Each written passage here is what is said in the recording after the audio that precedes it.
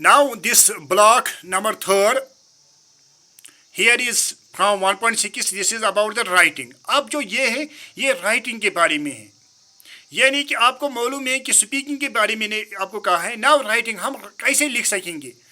मिसाल के लिए ए ब्रीफ रिपोर्ट, अगर आपको रिपोर्ट किसी जगह लिखना है, मे बी पेपर में, न्यूज़पेपर में, मे बी जर्नल में, maybe for the magazine, आप what you have to do, first of all you have to select the headline. पहले आपको सिलेक्ट करनी है हेडलाइन, और जिसको हम टाइटल कहते हैं पहले आपको वही सिलेक्ट करना है।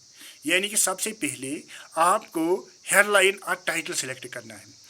आपने देखा होगा पेपर्स में वहाँ ऊपर हेडिंग होती हैं, वो हेडिंग कैसी होनी चाहिए, वो शॉर्ट होनी चाहिए, वो टू द पॉइंट होनी चाहिए, वो वेरी अट्रैक्टिव होनी चाहिए। Is it clear to you? Hello, मेरे कहने का मतलब ये है जब भी आप लिखेंगे there you need the heading first, title first. The title should be very short. The title should be very attractive. The title should be to the point. For example, इसने यहाँ लिखा है here are couple of headlines from the newspaper. मिसाल के लिए इसने यहाँ कुछ हेडलाइंस दिए हैं न्यूज़पेपर से। मिसाल के लिए two injured as truck collides with van. अब देखो यहाँ अगर हम देखेंगे उसने लिखा है two injured, ये कौन जख्मी हो गए? क्या एनिमल जख्मी हो गए, क्या बर्ड्स जख्मी हो गए, या और कोई जख्मी हुआ है? आपको क्या लगता है कौन होगा? एक्सीडेंट हो गया है दो ट्रक्स के बीच में, तो वहां दो जख्मी हुए हैं। कौन? हेलो हेलो, आपको क्या लगता है कौन होंगे? हाँ, are you able to get my question? आपको मेरा क्वेश्चन समझ आ रहा है या नहीं? Hello sir, please repeat. मेरे कहने का मतलब है मिसाल के लिए इसने यहाँ एक टाइटल दिया है two injured as truck collides with van. Truck और ये वैन को आपस में एक एक्सीडेंट हुआ है, वहाँ दो जख्मी हो गए। ये कौन होंगे? ये एनिमल्स होंगे, ये मिसाल के लिए बर्ड्स होंगे, या कौन होगा? आपको क्या लगता है?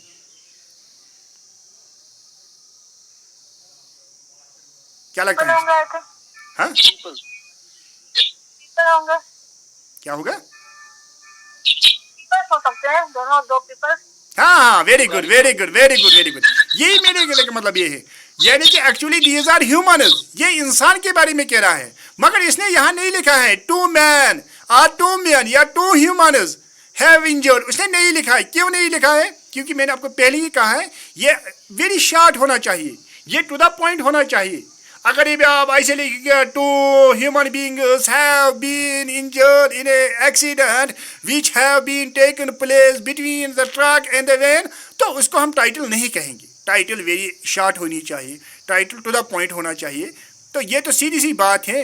आजकल तो इंसान का वैल्यू नहीं है, तो एनिमल्स और बर्ड्स का कहाँ है, उनका कहाँ पेपर में आ रहेगा। आजकल तो इंसान का नहीं आ रहा है, इसीलिए यानी कि मेरे कहने का इन शॉर्ट यही मतलब है कि ये टू द पॉइंट होना चाहिए। समझ आ रहा है?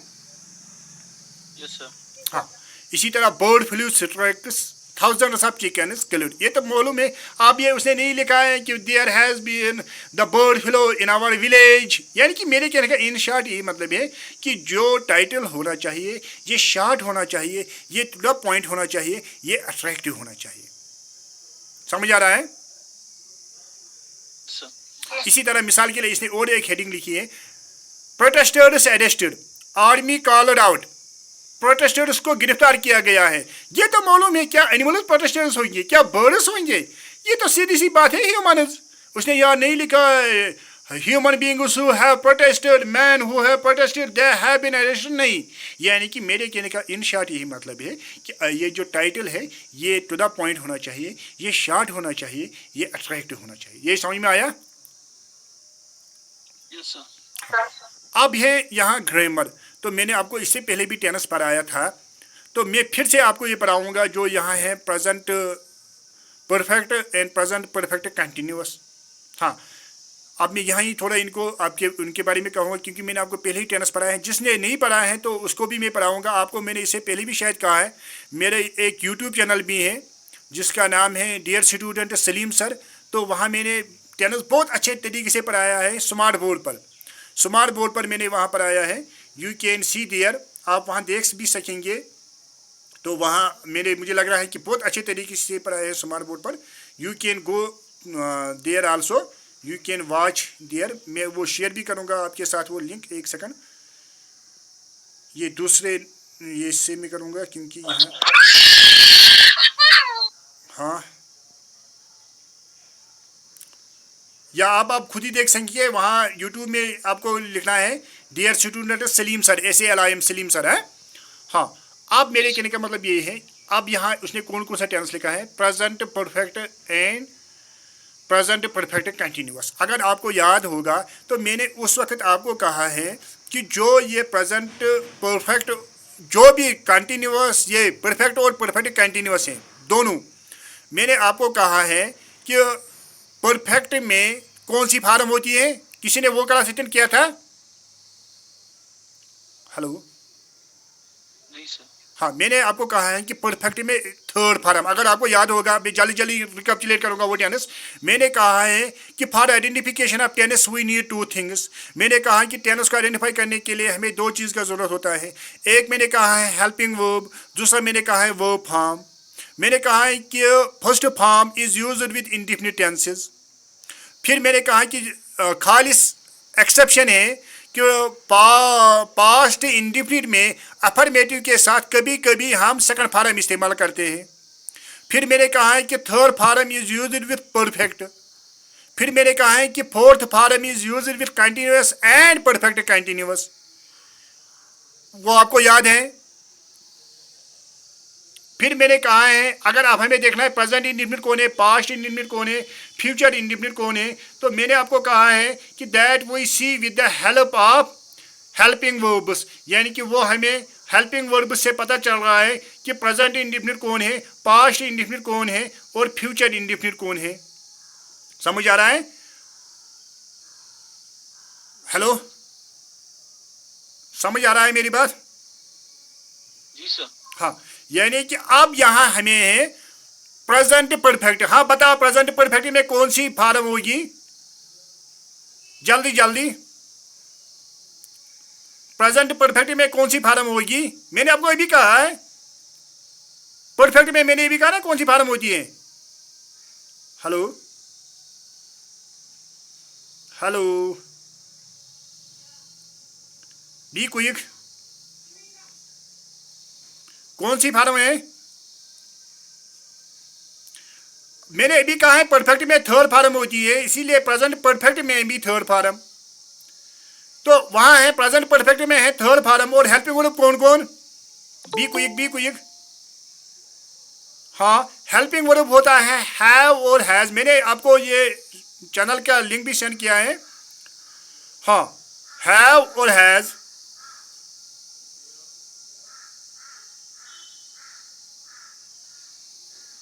समझ आ रहा है? समझ आ रहा है? Hello, no sir. समझ नहीं आया? मेरे कहने का मतलब ये है प्रेजेंट परफेक्ट में वर्ब की थर्ड फॉर्म होती है और हेल्पिंग वर्ब हैज और have. For example, I have taught you 2 blocks. मैंने आपको 2 ब्लॉक्स पढ़ाए, हैव और थर्ड फॉर्म। इसी तरह प्रेजेंट परफेक्ट कंटिन्यूअस में आपको मैंने इसी वक्त कहा है हैज बीन, हैव बीन और वर्ब की फोर्थ फॉर्म। और मैंने आपको कहा है सिंस और फॉर वहां इस्तेमाल होता है। परफेक्ट कंटिन्यूअस जो टेंसेस होते हैं, मैंने आपको कहा है कि कंटिन्यूअस में फोर्थ फॉर्म और क्या कहते हैं, कंटिन्यूअस में फोर्थ फॉर्म और परफेक्ट कंटिन्यूअस में फोर्थ फॉर्म। फिर मैंने फर्क कहा है कि परफेक्ट कंटिन्यूअस जो होते हैं वहां हम सिंस और फॉर भी इस्तेमाल करते हैं। समझ आ रहा है? हेलो, जी सर। हाँ, तो यस सर। अगर किसी को ये यहाँ समझ में नहीं आया होगा तो मैंने सेंड किए हैं लिंक दूसरे ये से, वहाँ मैंने क्या कहते हैं स्मार्ट बोर्ड पर पढ़ाया है टेनिस। तो you can go through that. अगर फिर भी समझ नहीं आएगा तो हम टाइम रखेंगे, उसके लिए कोई बात नहीं है। अगर आज ही शाम को टाइम मिला तो मैं आपको शाम को आज पढ़ाऊँगा ये क्या कहते हैं ये फोनेटिक्स साउंड्स, हाँ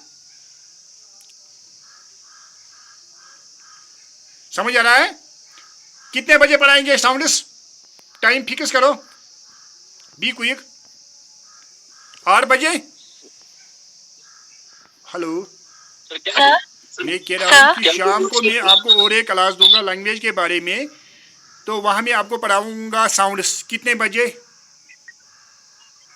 8 बजे। सर 8 बजे, ठीक है। ओके सर 8 बजे इसी सर, लिंक पर शेयर करना, तो 8 बजे मैं आपको वो पढ़ाऊंगा।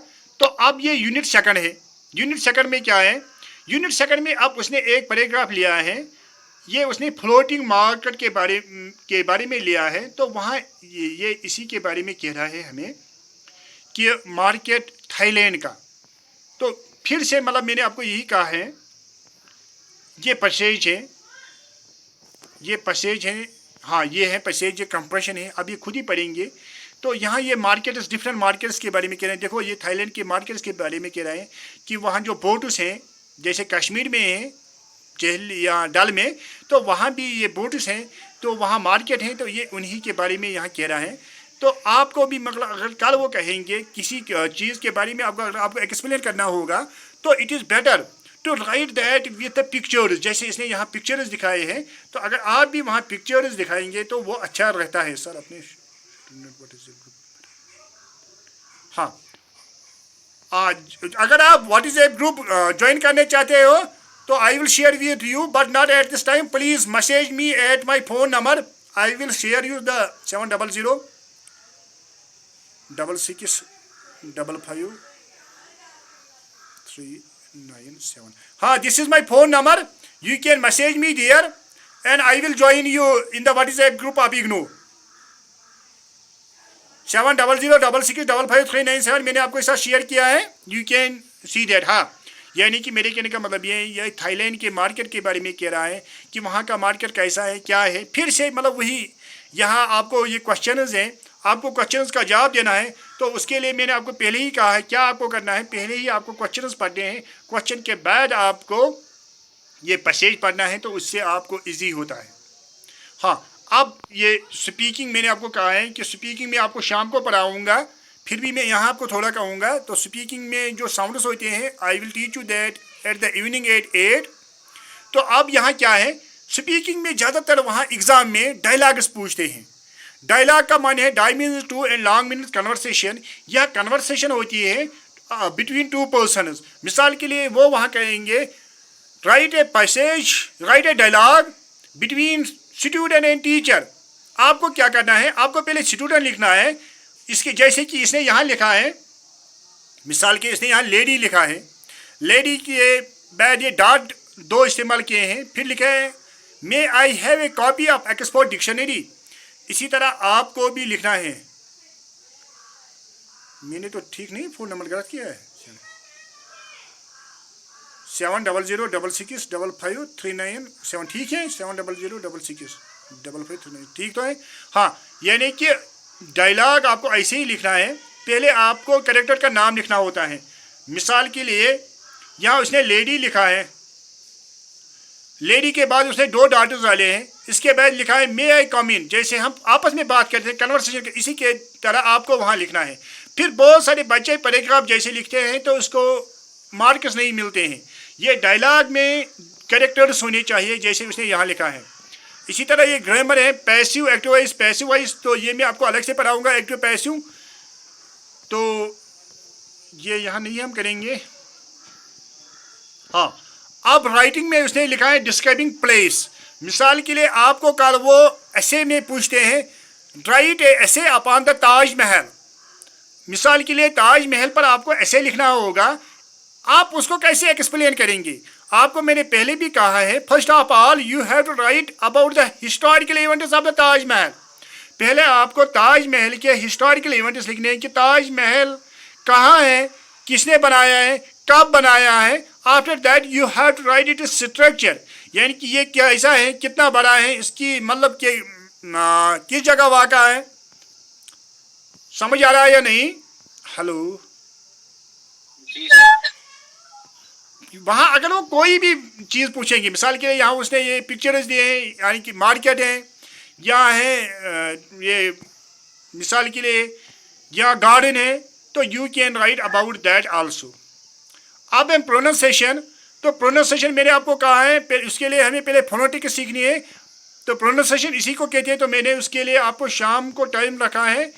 You will join at 8 upon this link once again and I will teach you there, क्योंकि अगर यहाँ ही तो यहाँ फिर बोर होंगे आप।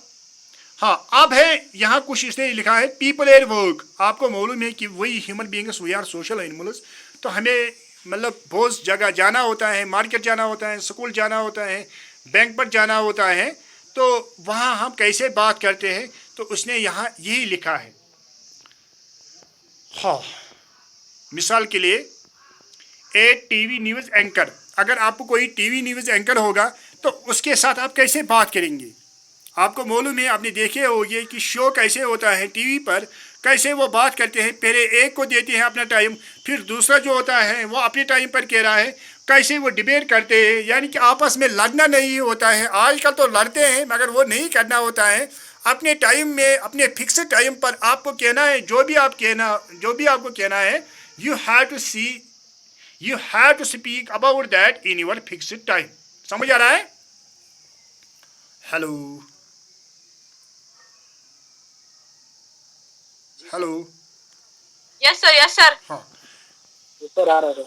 इसी तरह मिसाल के लिए अगर आपको किसी के फैमिली के बारे में लिखना हुआ, किसी के या किसी के जॉब के बारे में लिखना होगा, तो ये चीज़ आपको, हाँ मैं यहाँ से मैसेज भी देख रहा हूँ कि कौन कौन एनरोलमेंट नंबर लिख रहा है बाकी।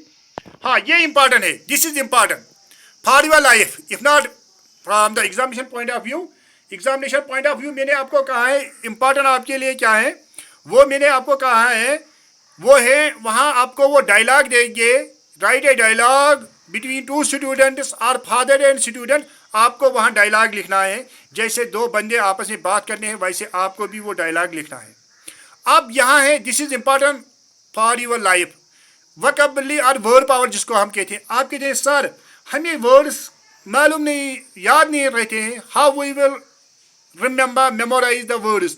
सर हम ये वर्ड्स कैसे याद करेंगे, ये पॉसिबल नहीं है। आप डिक्शनरी खोलेंगे ए टू जेड आप याद कर नहीं। देखो क्या करना होता है, या ऐसे भी अगर आपको लैंग्वेज पर होल्ड करना है, if you have to make the hold upon the language, what you have to do, as I told you that practice is necessary. What you have to do, you have to make the word map. Word map किसे कहते हैं? मिसाल के लिए आपको मालूम है जब हम सोते हैं, सोने के वक्त हमें नींद नहीं आती है, अगर आप दिमाग में वर्ड याद दिलाएंगे फिर उनका यूसेज जब करेंगे, मिसाल के लिए आपको दिमाग में आएगा एप्पल, फिर आप उस एप्पल पर आप सेंटेंस बनाएंगे, this is Apple, I will eat Apple, उससे आपको याद रहेगा। इसी को वर्ड मैप कहते हैं। समझ आ रहा है?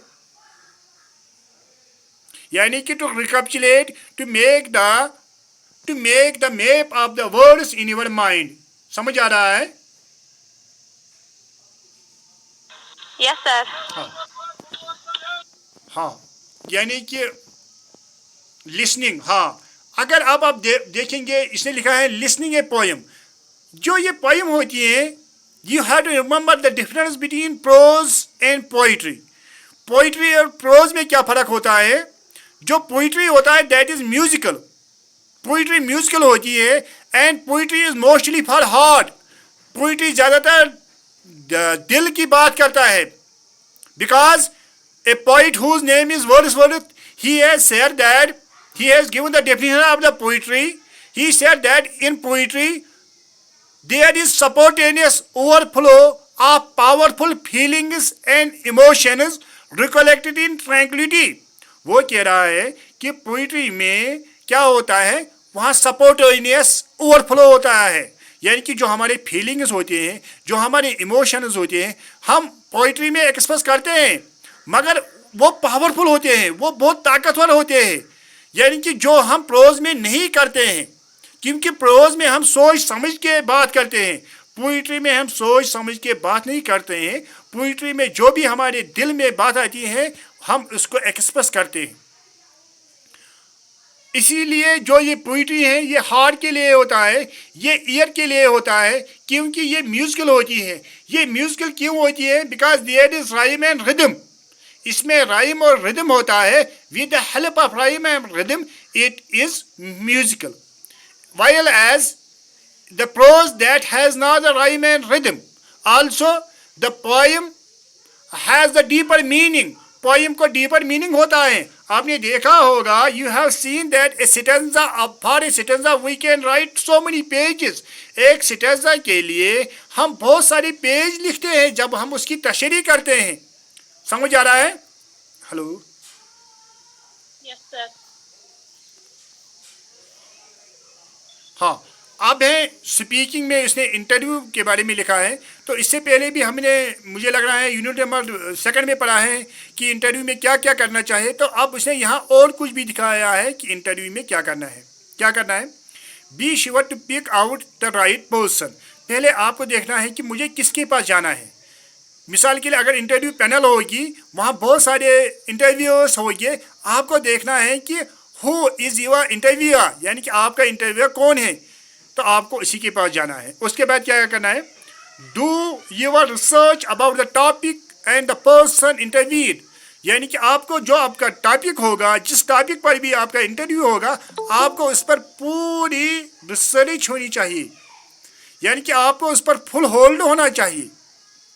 इसी तरह एडवोकेटली प्रिपेयर योर क्वेश्चंस। अगर आपको मालूम है कि आपको किस काम के लिए इंटरव्यू में जाना है, तो ये सीधी सी बात है, आपको मालूम होगा कि वहाँ वो कौन से क्वेश्चन पूछेगी।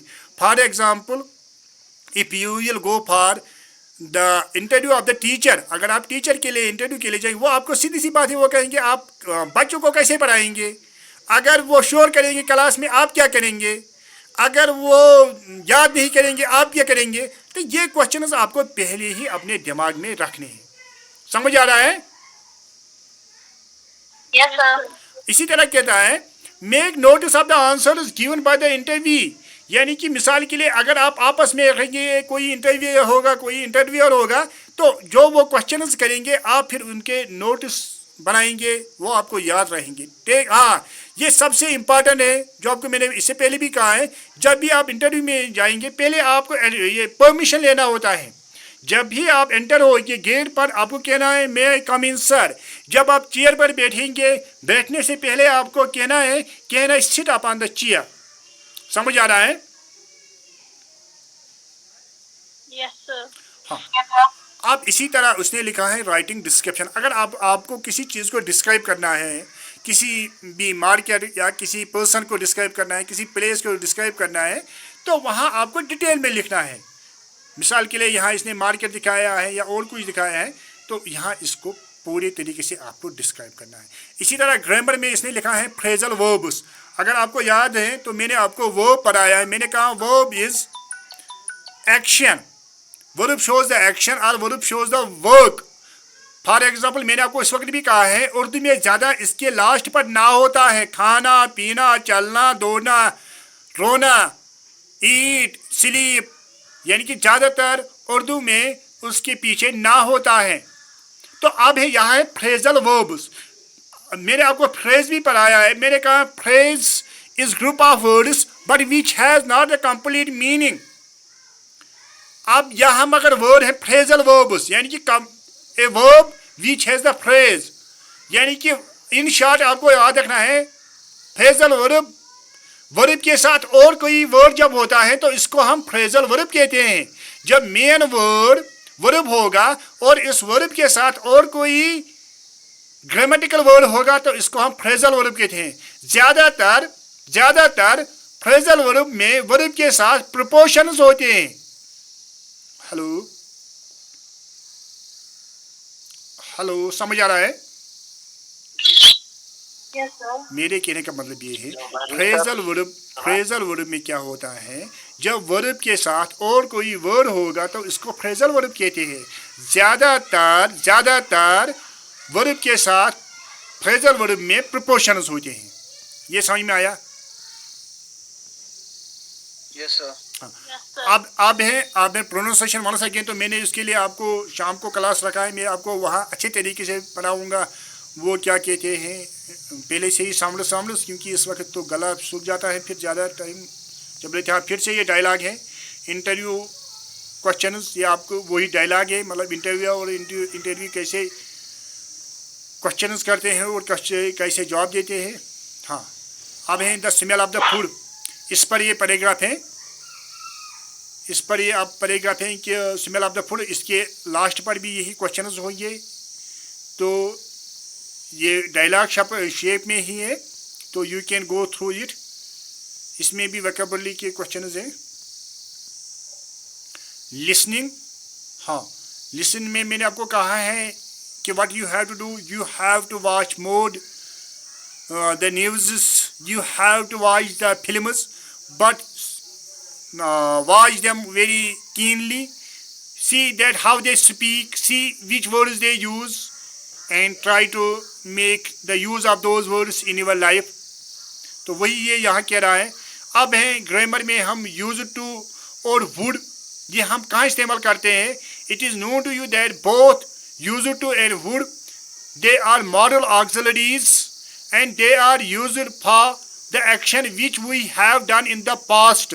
मिसाल के लिए जो हम काम पास्ट में करते थे मगर आजकल हम वो काम नहीं करते हैं, वहाँ हम यूज टू या वुड का इस्तेमाल कर सकते हैं। For example, when I was child I use to play cricket, when I was child I use to go to cinema, मगर आजकल हम वो नहीं करते हैं, इससे पहले करते थे, तो वहाँ ही हम यूज टू और वुड इस्तेमाल करते हैं। समझ में आ रहा है?